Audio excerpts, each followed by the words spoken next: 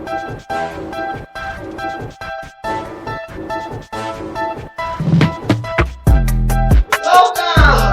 to episode 3 of Act 2, Next Generation.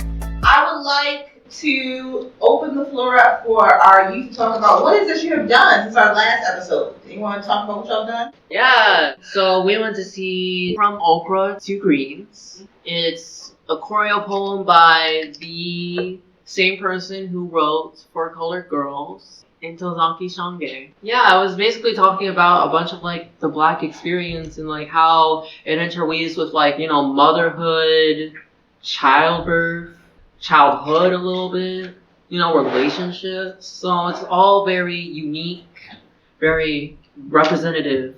Preach, my brother, preach. Do you want to talk about initial impressions? Like, I know that this... I understand nothing. Oh! Yeah, talk about that. Talk about that, please. It was mad confusing. We don't know what was happening, the where, or the when. We don't know what characters, what they was doing. It was just confusing. Was it entertaining and still Yeah, it was still entertaining. The story. But it wasn't linear. Yeah. So It wasn't like a straight line. Ooh. You think it needed to be? No, I don't think something has to be like, a story has to be a straight line for it to be entertaining. Yeah, I was a bit confused at first, I think mostly because I didn't read the pamphlet before we walked in. So I was having a good time, I just wasn't exactly sure what was going on, but once I realized that it was just jumping from story to story, I kind of calmed down and I was just appreciating what was going on. Isn't it based off like Shakespeare? I feel like it felt a little bit like Shakespeare in that it takes a while for your ears to get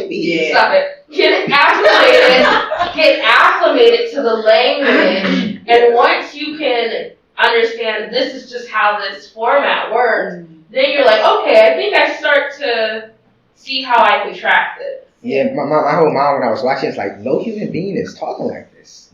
It's another heightened form of language. Yeah, because it's poetry. Really, it's poetry as performance, which, if we study the history of theater, is the origin of theater. Poetry in speaking in the round. Oration, yeah.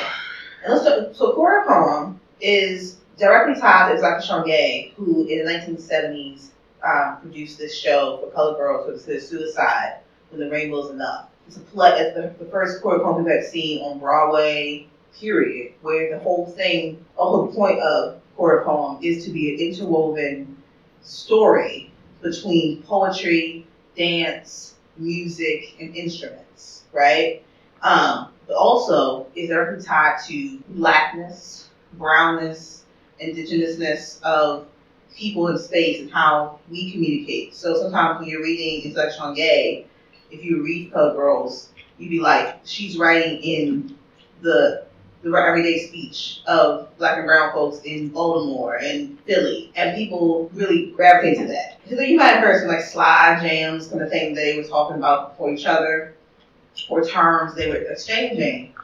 What were some things you caught that really liked, that you were able to catch in the choreo poem as it was going? I guess like in more of the costume design, it was much more African based. Cause like the girl, she was wearing the mask that Beyonce wore during the line, during the her Afrobeats album, something with the Lion King, The Gift. Yeah, that album. So it's like, it's very reminiscent of that album for me.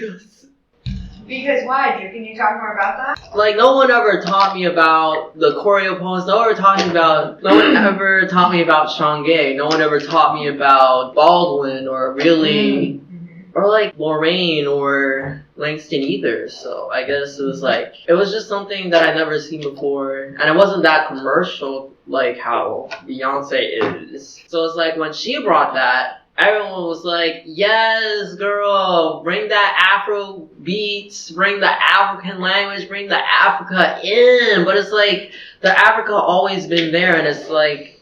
That's really sad that we, especially as black people, everyone knows Shakespeare, and we know so many white plays and performances, but we don't know we're not very familiar with this type of stuff. So I think it was important that we went to see this. It was one of my favorites out of all the trips that we've gone on.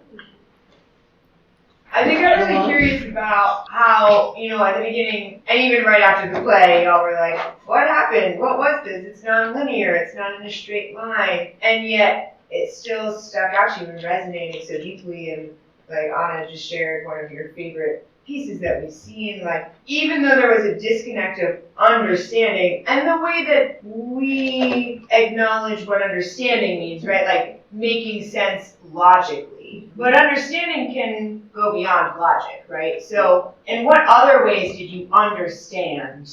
I felt like I could understand the pain in the actors' voices when they were talking about things like missing children or Yes. like marital abuse and things like that. I felt I didn't really understand what was going on, but it was powerful enough for me to feel like I was going to cry. So I understood it in that way. I could feel their pain without logically understanding what was going on. They also, through the movement, they also showed us some of the joy in the moments. You know, there was a lot of like the sweeping movements, and of course there was like they was twerking, they was getting stuff, they was just having. I think it was meant to like communicate the fun, but also like just like not just the fun, but also like the sadness, the pain, the loneliness, and also like the kind of mystery and allure. Some of that tragic. Was it tragic? Some parts, it's like so many mixed emotions. Like I was happy in some parts, like their wedding and the dancing, the music, and like the sad parts, like the missing children and the abuse. Bro was waiting on the porch for her. But isn't it a testament to life? No straight line. Mm-hmm. Come on, write this stuff down. Come on. What if I told you that I know y'all came to see my piece at Allen Lane, and that was a quarter poem. Were you able to follow that? That makes sense. Well, It makes sense, right? Yeah. It was a timeline. But maybe because y'all know me, it's easier for y'all to follow along. You have more context. or well, I was there for a good chunk of it. It was different. Right, you're already familiar with or like it was different because it was just Sabria. It wasn't these complex, what I think is like representations of just the black man and the black woman and how those relationships can really change based on circumstance. It was much more like focusing on not only them but also the ensemble helping go through that. It was like kind of like an overload for me, which was hard for me to take in a little bit compared to Sabria. It was just her on stage, so it was like it was easier for me to focus. Let's, shift gears a little bit. Let's talk about, earlier before we went to see From Okra to Green, we decided to head ourselves to the PMA, Philadelphia Museum of Art, and to see some art. I think it was some people's first time there ever. What was that experience like? That joint big. It's too big. They want you to come back. Do they want you to get back? Well, we had some very interesting conversations while in that space that connect back to From Okra to Greens. The conversation about what has been stolen or taken or what we take from cultures to put on display. Please, bro, where did you get all this? Yeah. And I'm like, you see Black Panther? Oh. Like, so some of it was like, when it was putting stuff in the displays, like, the Japan exhibits. Yeah, the Japan exhibit, yeah. It was like, some of the stuff was like correct. What museum was this again? The Philadelphia Museum of Art. So, what was your experience at the museum? You went? It's been a while since I went there. It's been like 3 years. But honestly, we didn't really get that deep into it of like what's been stolen or talk about anything else. But we did have to pick a painting and write a scene based off of what we thought was happening in the painting, or just like the overall like message, or just what we got from it. And it was interesting because there's many ways that you can interpret art. So some pieces at the museum you didn't really couldn't understand. Some looked happy, some looked sad, some looked like war, some was just like landscape. there was a statue in one of the exhibits for China. I don't remember what the statue's name was or where it was from. But yes, I was standing in front of it and I was looking at the statue's eyes and I felt like I could see it breathing in and out. It was so trippy. And I felt like there were 3 statues. They were in a row and I felt like each one had a different personality. So the first one I was staring at, I felt like it was communicating with me, like if I would think certain things. I felt like I could vaguely see it shaking its head yes or no. And I asked if I could take a picture because I felt kind of guilty it felt like taking a picture of someone who was stuck somewhere where they didn't want to be. So I asked, can I take a picture in my head, which sounds insane, but I felt like it could say yes. And then the same with the second statue. It was a person sitting crisscross applesauce. No, what's in a pretzel.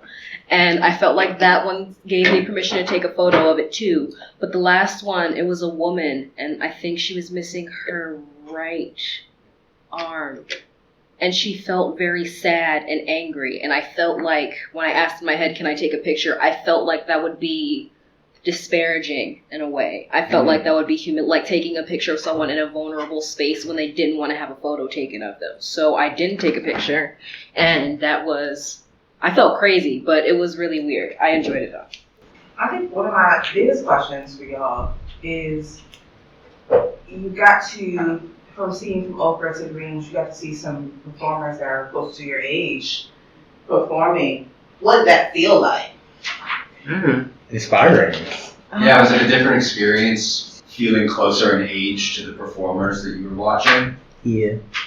I'm going to be 110% honest. I feel like, and maybe everyone can relate to this, but sometimes seeing someone who is around your age or maybe in a similar situation as you, or was, seeing them in a certain place where you kind of want to be, or maybe they're more successful, quote unquote, it's a little bit hurtful, or it makes you feel like there's pressure on you to get as far as them or achieve certain things. So while I felt, oh my God, this is so great, this is wonderful, I also felt a little bit of that pressure on myself, like, oh my gosh, how am I about to get there? It makes you kind of see yourself in that position. And feel that pressure. Yeah, interesting. That's stressful. That's super real, Anna. Thank you so much for sharing that.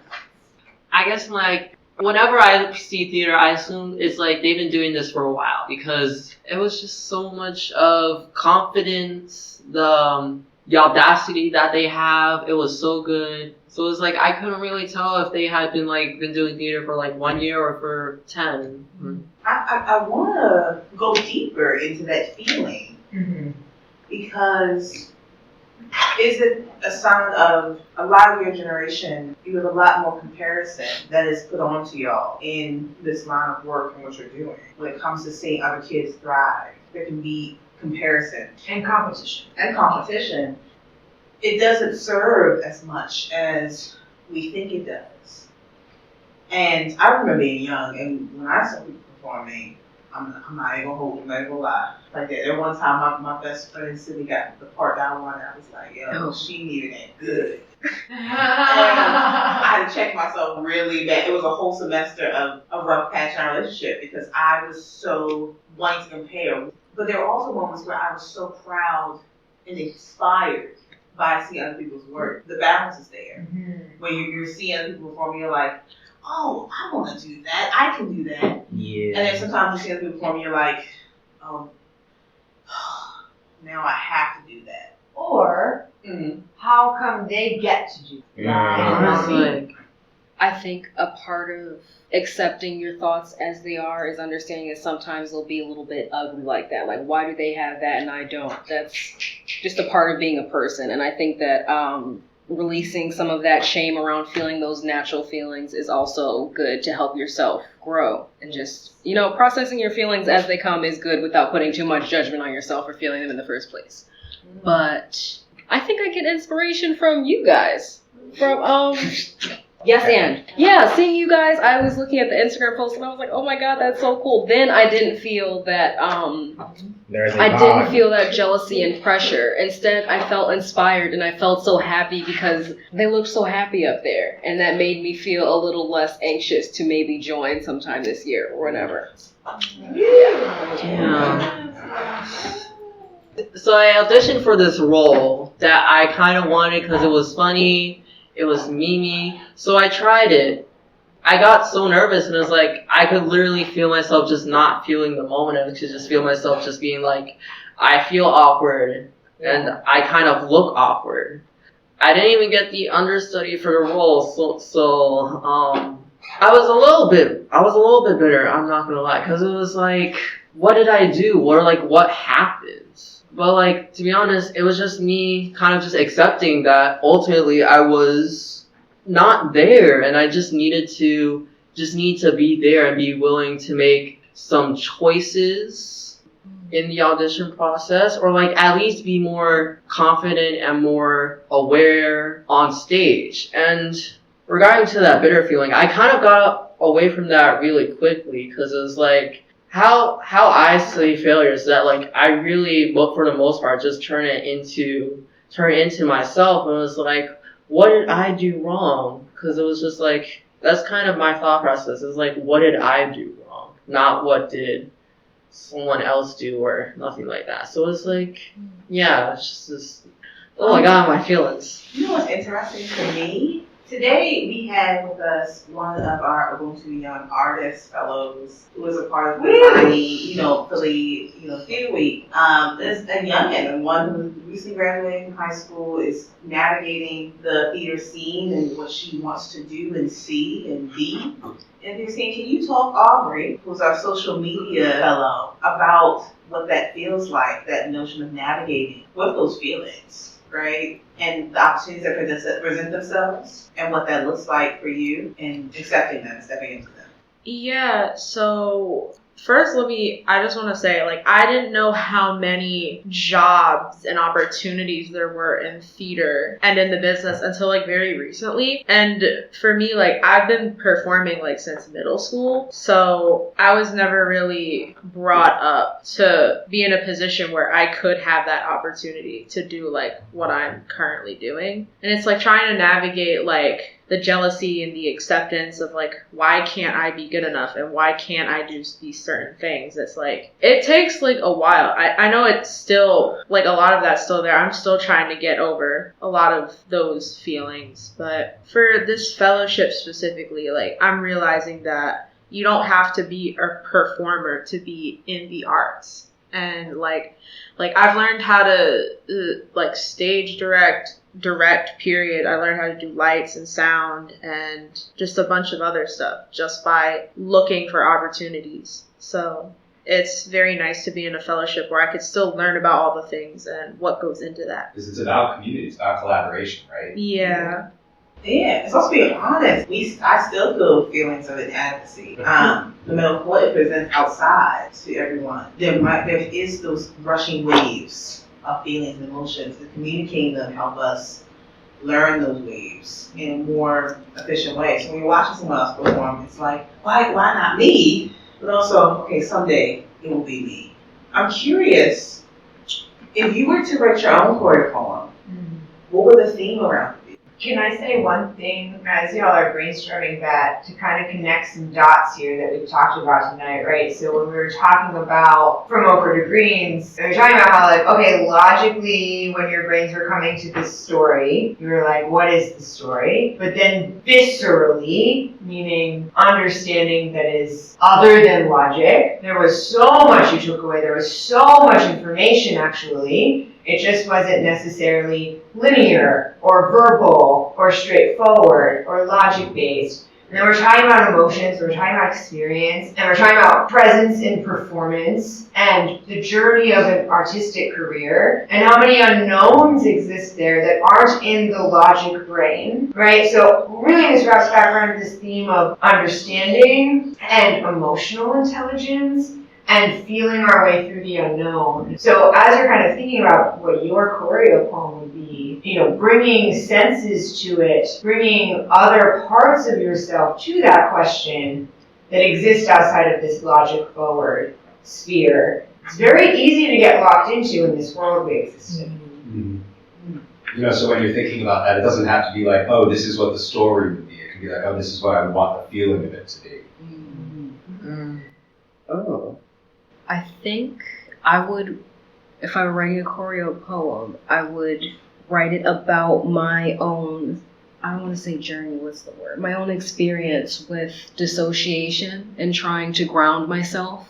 And it's kind of like a constant thing. I always feel a little bit out of it. And I think I I would have a bunch of flowy outfits, and I would have maybe a group of people who were physically being the fog, who would represent physically the fog that I feel around myself and my own body. And maybe I would have other people in a different color, maybe like green, to represent when I felt grounded. And I would have them laying down on the ground. I'm seeing a bunch of flowy things, and I'm seeing this motion when I'm thinking about how I would do it. I think I would want to depict more rebellion, a little more going against society, because it's like, I don't know, being me, I don't really fit the traditional roles of masculinity, especially black masculinity, and it's like, I really had to define myself using the own tools that I have, not the tools that was given to me from who even knows where, really. So it's like, I don't know what I would do. I don't know what specifically they would be. I mean, I have a few, but I don't know what specifically the poems would be about specifically. But it's like, I want to communicate that sort of like, it's okay to go against society when society is wrong and has been wrong. Because society just needs to know sometimes. Okay. Brace yourself. Child.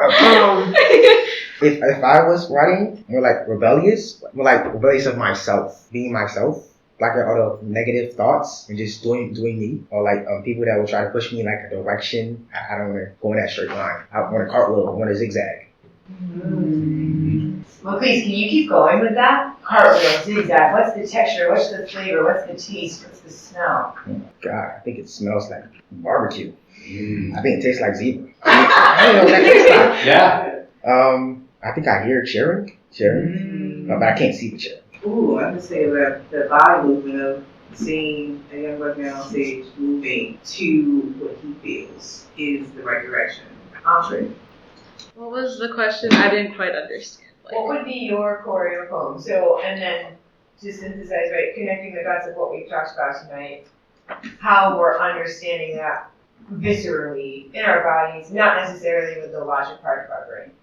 For me, I feel like I want my choreo poem to just look and feel like the notion that you shouldn't have to be ashamed of something that makes you happy, or not being ashamed of something that like makes you happy doing. Like, I've never actually seen a choreo poem, nor do I have any idea what that actually is. But I feel like if I had to, get a group for it right now, I'd want it to just have the sense of like, whatever you're happy doing is what you should do, no matter what that may be. Especially theater, because it's a much harder, like, business than I had thought it was. And it's like, it's so much harder than I thought it was. And it's like, anyone who like works in the theater industry, it's like, it makes them happy. It's hard, but it makes them happy. And it's like, I feel like it should just be something that, you should just do. I try to stay away from the word happy as much as possible because it's not the true meaning of it. It's not a destination. It's like, I mean it more in the sense of like, if you know that like your body and your mind like doing it, then you should follow that instinct. Kind of what Mia says, whatever your instinct is, follow it. It's like not the mindset of like, oh, this makes me happy, so I'm gonna do this. It's like knowing mentally and physically, like, hey, I don't hate doing this. I'm gonna pursue that and see where it gets me in life. So, Aubrey, I actually want to, I'm not challenge you, I want to dive a little bit further into that, because there is a difference between doing what makes you happy, and you're talking about doing what instinctually feels like what you're supposed to do. Those are not actually the same thing. Yes. And so, which one do you mean? Like, I do agree with Sabria in the sense that, like, happiness is not a destination.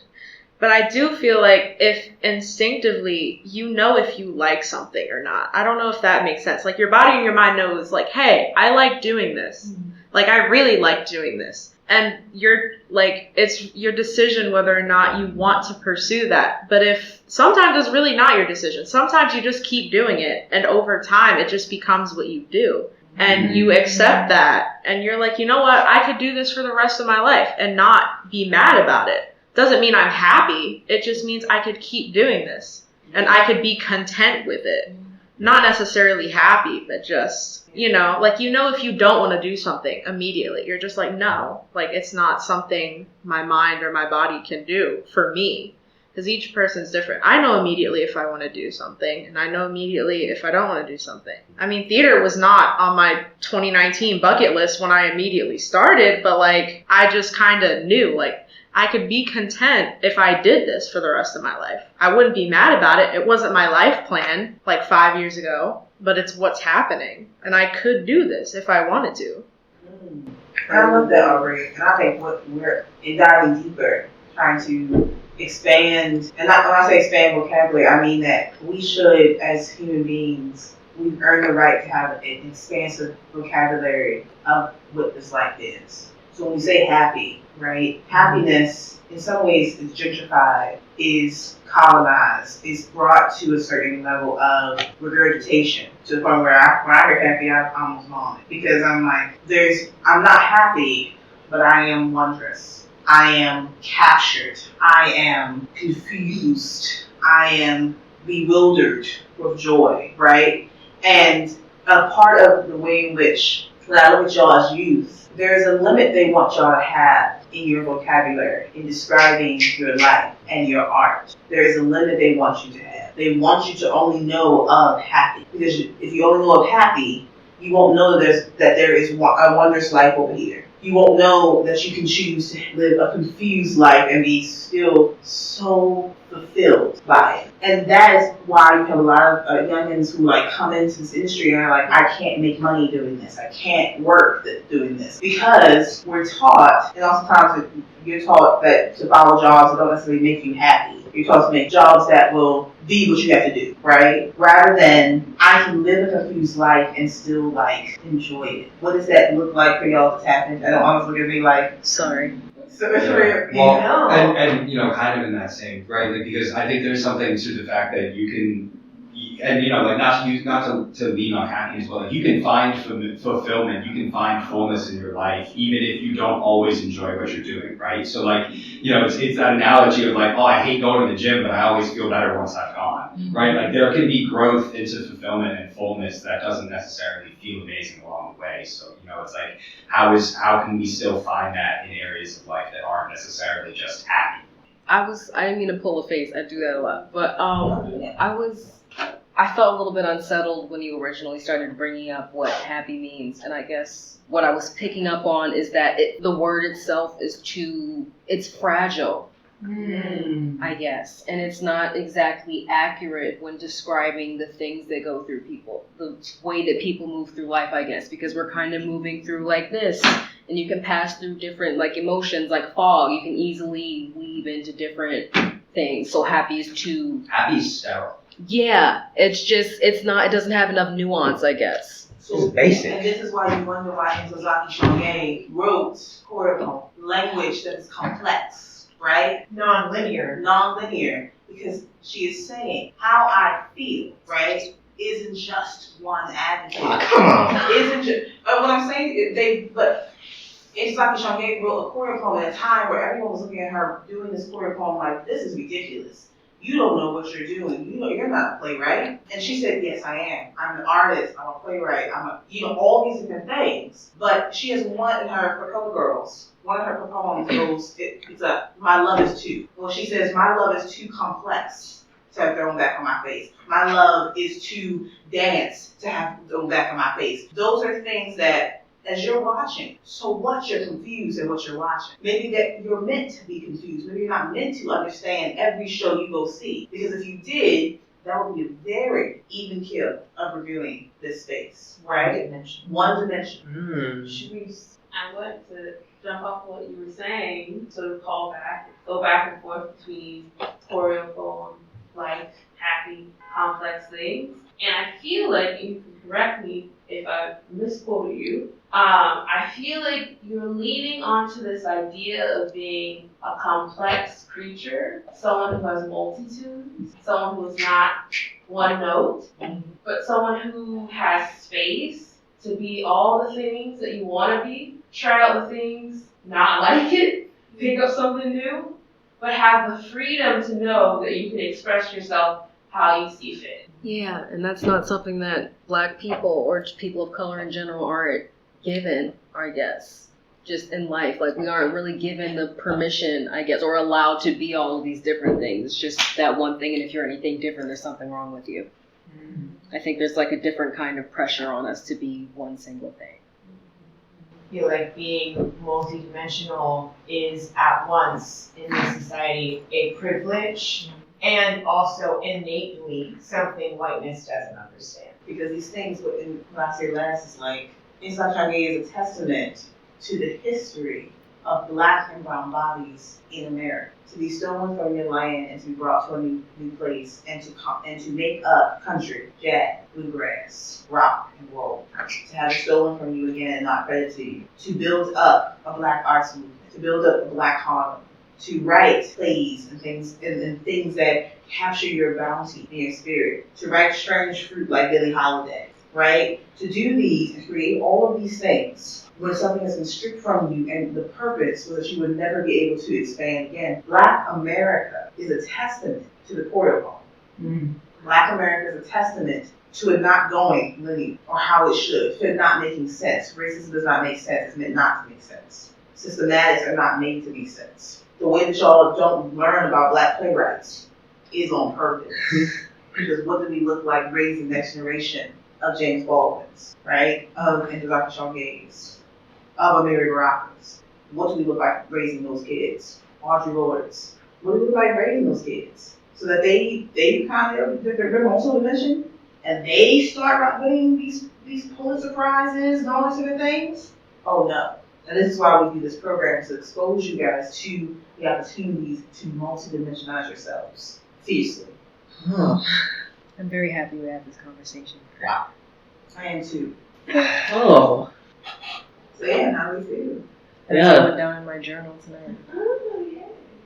That? Yeah, do we have any wrap-up thoughts that you want to share? Is Yeah. there anything that's percolating that you guys want to...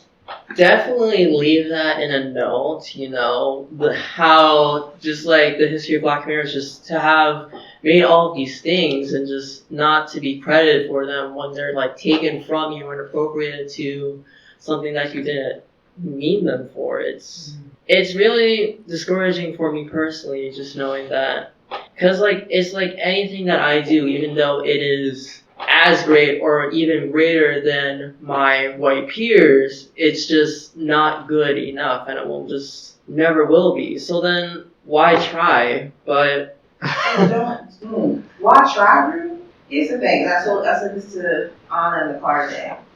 I said, there are some things that I'm going through right now in navigating my new profession and my new role, because there's a wish that you won't have to.